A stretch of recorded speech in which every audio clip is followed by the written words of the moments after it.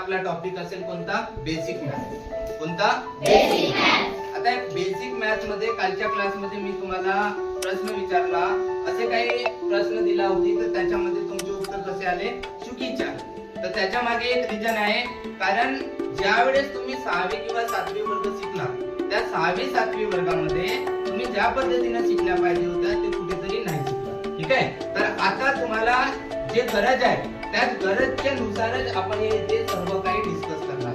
ठीक आहे. तर मी जेवढा तुम्हाला देत आहोत तेवढा डोक्यामध्ये घ्यायचा आणि व्यवस्थित तसं सोडवायचं. ठीक आहे. म्हणजे तुम्हाला जगातल्या कुठल्याही गणितामध्ये तुम्ही फसणार नाही. ठीक आहे. तर बघा, आपले जे प्रॉब्लेम होते ते कशामध्ये होती?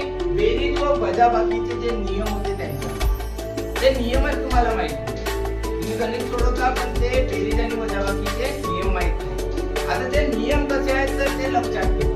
जोपर्यंत ते दोन नियम तुमच्या डोक्यात नसणार तोपर्यंत तुम्ही उत्तम प्रकारे गणित सोडू शकता का? नाही. तुम्हाला जो गणित येईल तो बरोबर आहे. ठीक आहे. त्याच्यामध्ये तुम्ही कुठेतरी फसाल, तुमचे गणित चुकेल. आज चुकू नये म्हणून आपण कोणत्या पद्धतीने गणित सोडवावं ते बघू. तर बघा, याच्यामध्ये आपला सर्वात अगोदर रूल नंबर 1 आहे. कशाचा? बेरीज व वजाबाकी.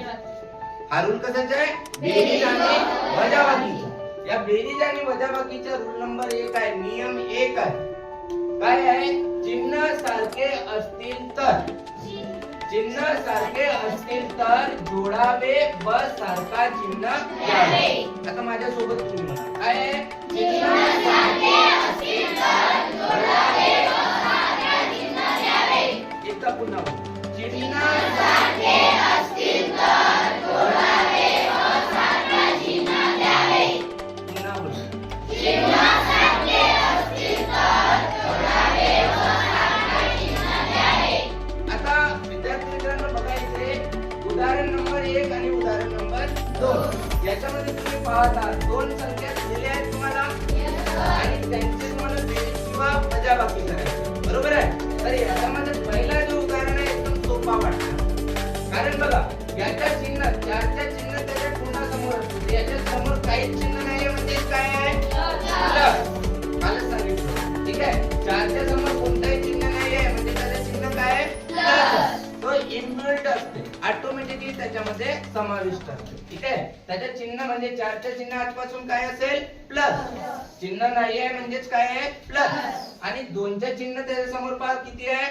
प्लस. तर दोन्हीचे चिन्ह काय आहे? Plus plus. याचा प्लस आणि याचाही कसं आहे? प्लस. मग दुसरा उदाहरण बघ. दुसऱ्या उदाहरणात बघा, इथे किती आहे? मायनस. आणि इथे किती आहे? मायनस. मला एक सांगा, याचे दोन्ही चिन्ह कसे होते? प्लस. याचे दोन्ही चिन्ह कसे आहेत? मायनस. म्हणजे काय मला असं म्हणता येईल दोन्ही उदाहरणात की चिन्ह कसे आहेत? दोन्हीचे सारखे. चिन्ह कसे आहेत? सारखे.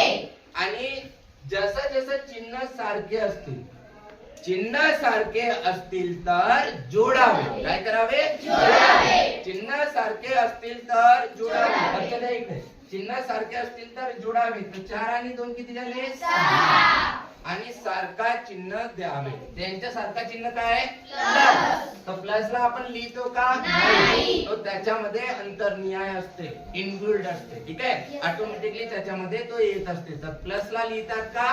नाही. मग याचे चिन्ह काय आहे? मायनस. दोन्हीचे चिन्ह काय आहे? मायनस. मग हा कोणत्या रूल प्रमाणे आहे? नियमाप्रमाणे आहे. जेव्हा चिन्ह सारखे असतील तर जोडावे. तर 3 आणि 5 किती झाले? 8. आता एखादा म्हणेल, सर तुम्ही जोडून कशाला राहिलाय? इथे तो उणे आहे जी. बरोबर आहे ना? पण नाही, याचे चिन्ह सारखे आहेत म्हणून आपण जोडत आहोत. तर 3 ना 5 किती झाले? 8. आणि सारखा चिन्ह देऊन द्यायचा. तर सारखा चिन्ह काय येईल? मायनस. अरे समजला का? मग त्याचप्रमाणे आपला रूल नंबर दुसरा, नियम क्रमांक दुसरा. तर बघा, नियम क्रमांक दुसरा, इंग्रजी वाल्यांसाठी रूल, ठीक आहे, मराठी वाल्यांसाठी नियम. नियम नंबर 2. आता काय होऊ शकते तर बघा, याच्या व्यतिरिक्त दुनियामध्ये कुठलाहीच मॅथ नसेल. ठीक आहे. हा बेसिक आहे. याच्या ही बेसिक 2 वस्तू आपल्याला केव्हाही रात्री झोपेमध्ये जर आपल्याला कोणी विचारला की तुला काय माहित आहे तर तुम्ही म्हणाल की गणितातले ते 2 रूल आपल्याला चांगल्या प्रकारे माहित आहे. ठीक आहे, आपलं नाव विसरून जाल तर चालाल, पण हे 2 नियम विसरून चालणार का नाही. 2 नियम विसरून जर तुम्ही गणित सोडत असाल तर नेहमी तुमच्या गणित काय होईल, चुकेल. ठीक आहे, तर दुसरा रूल कसा आहे, चिन्ह वेगळे असतील तर मोठ्या संख्येतून लहान संख्या वजा करावी व मोठ्या संख्येचे चिन्ह द्यावे. मग तुम्ही एक सोबत म्हणाल का, म्हणा, चिन्ह वेगळे असतील तर मोठ्या संख्येतून लहान संख्या वजा करावे व मोठ्या संख्येचे चिन्ह द्यावे.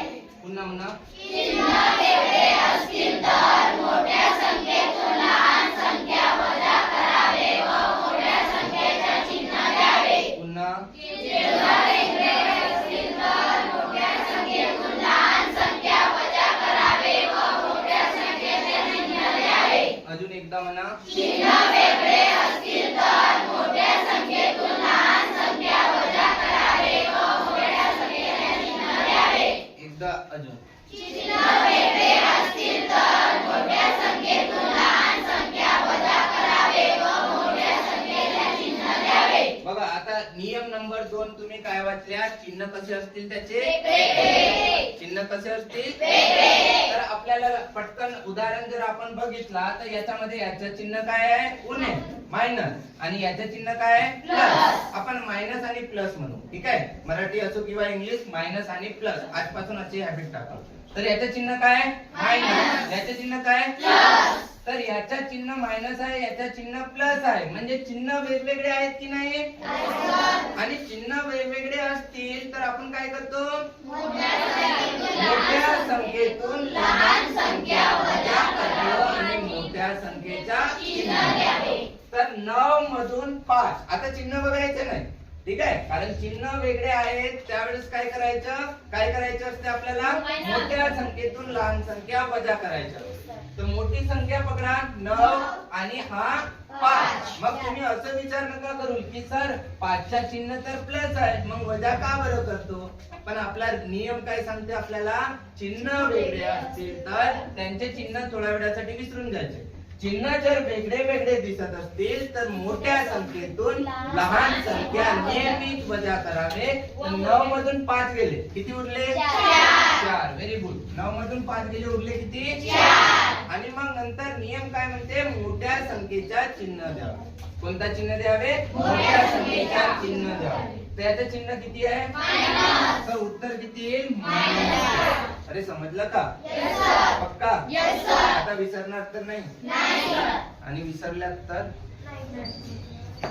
माझी बेइज्जती होईल, बरोबर आहे की. आता विसरायचं नाही, कोणी विसरेल का नाही. आता एवढा आपण सर्व काही व्यवस्थित शिकला तर याला थोडस वाचून काढायचं आहे ना घरी तुम्हाला, बरोबर आहे. मग घरी तुम्हाला मी काहीतरी शीट देणार, ते शीट पण तुम्हाला सोडवायचं आहे. ठीक आहे, तर बघा दुसरा प्रॉब्लेम बघू.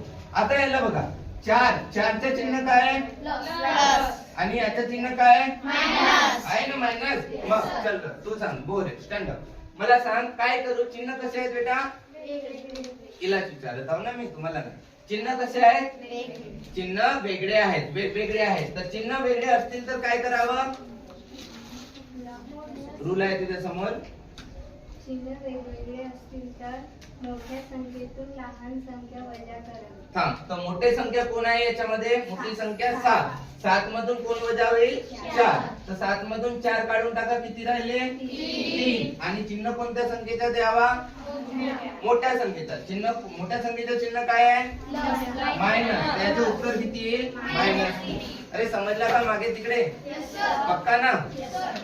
नाही समजलं म्हणायचं नाही. ठीक आहे, जर नाही समजला असेल तर तुम्ही विचारा मला, मी आता अजून सांगतो. बसून जा बेटा, व्हेरी गुड. मग 8 - 2 याचे चिन्ह कसे आहेत, तर काय करायचं, मोठे संख्येतून लहान संख्या वजा करावी. तर 8 मधून 2 गेले, उरले किती, 6. आणि मोठ्या संख्येचं चिन्ह प्लस.